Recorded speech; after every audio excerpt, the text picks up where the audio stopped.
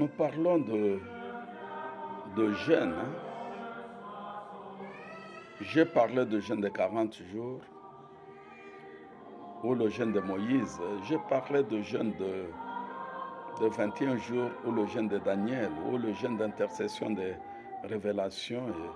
Et maintenant, je vous parle maintenant de jeûne de 7 jours. Le jeûne de 7 jours ou le jeûne de supplication et de deuil ou le jeûne de David. Le jeûne de David. Le jeûne est une pratique mystérieuse qui a prouvé son efficacité pratiquement dans tous les domaines de la vie de l'homme.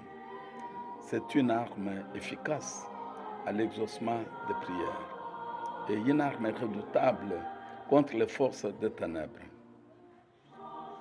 Et la Bible dit, le jeûne de 7 jours, ce jeûne a été pratiqué par le roi David lorsque son premier fils issu de son union illicite avec Bathsheba était très malade. Et par les vaillants hommes de Jabez de Saül, que nous dit la Bible dans 2 Samuel chapitre 12, versets 16 à 20. David pria Dieu pour l'enfant et jeûna. Et quand il rentra, il passait la nuit couché par terre. Et les anciens de sa maison insistèrent auprès de lui pour le faire lever de terre. Mais il ne voulut point. Et il ne mangeait rien avec eux.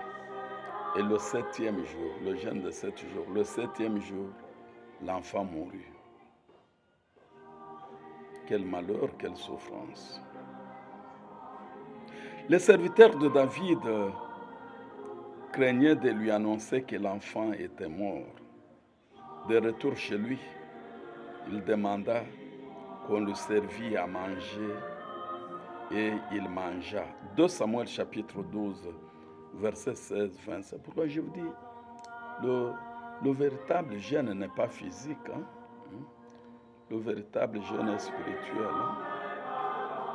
C'est confesser. Il y a une confession sincère. Il y a une confession sincère. Il faut dire comme le Seigneur, je me répands Seigneur, je veux que toi Jésus, je me répands Seigneur, je veux que toi Jésus, tu viennes dans ma vie comme Seigneur et Sauveur. Et tu peux dire avec moi, le péché, Seigneur Jésus, le péché a ouvert les portes de l'enfer. Le péché a ouvert les portes de l'enfer dans ma vie. Vous voyez, David, après avoir tué et pris la femme d'autrui, voilà la conséquence. Le péché a ouvert les portes de l'enfer dans ma vie. Pleurez-vous pour vos péchés, pleurez. Notre Dieu est un Dieu compatissant, miséricordieux, le Dieu riche en bonté, pauvre en colère. Le psaume 103 dit, c'est un Dieu qui guérit toutes tes fautes, enfin qui guérit toutes tes maladies et qui pardonne toutes tes fautes.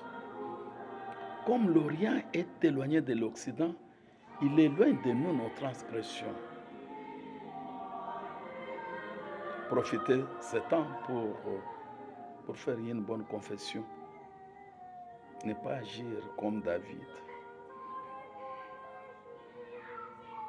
Je te demande sincèrement pardon.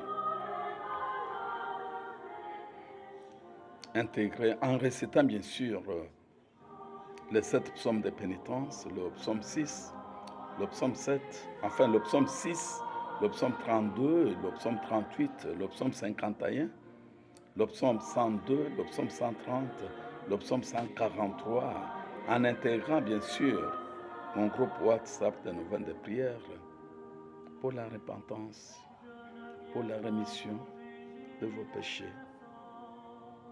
Merci.